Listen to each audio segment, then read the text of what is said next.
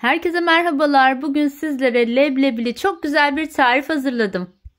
Şöyle bir bardak leblebiyi rondoya döktüm, toz haline getirdim ve çıkan sonuca hayran kaldım. Hemen detaylarına geçiyorum. İyi seyirler dilerim. 250 mililitrelik bir su bardağıyla bir bardak leblebiyi rondonun içerisinde aldım ve iyice toz haline getirinceye kadar rondoyu çalıştırdım.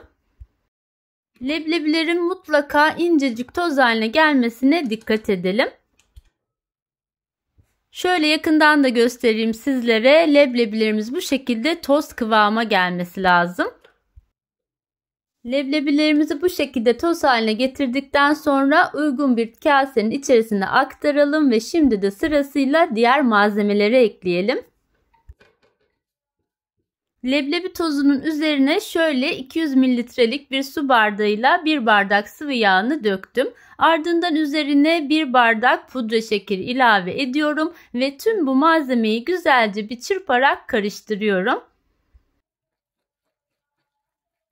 Kase içerisine eklemiş olduğum tüm malzemeler birbirine karışıp homojen bir kıvam elde ettikten sonra şimdi de içerisine bir su bardağı kadar unu ekliyorum ve sonrasında kurabiye hamurumu elimle karıştırarak güzelce yoğurmaya başlıyorum.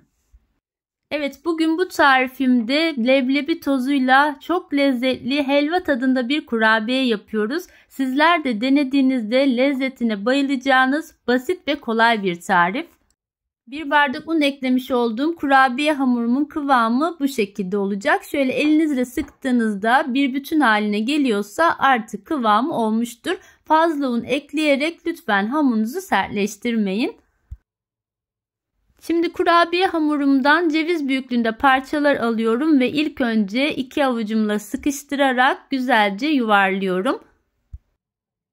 Bu şekilde yağlı kağıt serili olan fırın tepsisine aralıklı olarak leblebili kurabiyelerimi diziyorum. Kurabiyelerinizin pişerken dağılmaması için ilk önce elinizle sıkıştırın, sonrasında yuvarlayın. Bu şekilde tüm hamur bitene kadar aynı işlemi yaparak kurabiyelerimi tepsimin içerisine yerleştiriyorum.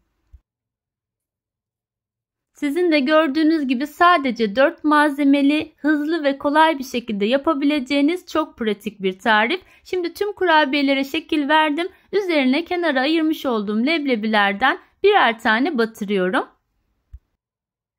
Böyle yaptığınızda görüntüsü de ayrı güzel oluyor açıkçası.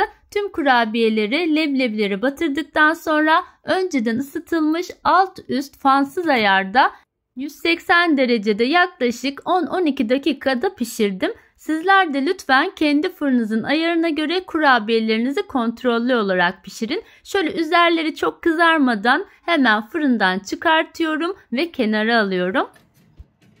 Leblebi tozlu kurabiyeleri piştikten sonra yarım saat boyunca tezgahta bekleteceğiz. Hiçbir şekilde ellemeyin çünkü ilk aşamada hemencik dağılabiliyor. Bu kurabiyeler helva lezzetinde çok güzel oluyor. Mutlaka sizlerin de denemenizi tavsiye ediyorum. Leblebi tozlu kurabiyelerim artık servise hazır. Soğuduktan sonra servis tabağına alıyorum ve sizlere iç dokusunu da yakından göstermek istiyorum. Bugün sizlere sadece 4 malzemeyle hızlı ve kolay bir şekilde yapabileceğiniz hem pratik hem de çok lezzetli bir kurabiye tarifi sundum. Umarım bu tarifim sizlerin de hoşunuza gitmiştir. Sizlerden ricam tarifimi beğendiyseniz eğer beğeni yapmayı ve kanalıma hala abone değilseniz abone olmayı unutmayın lütfen.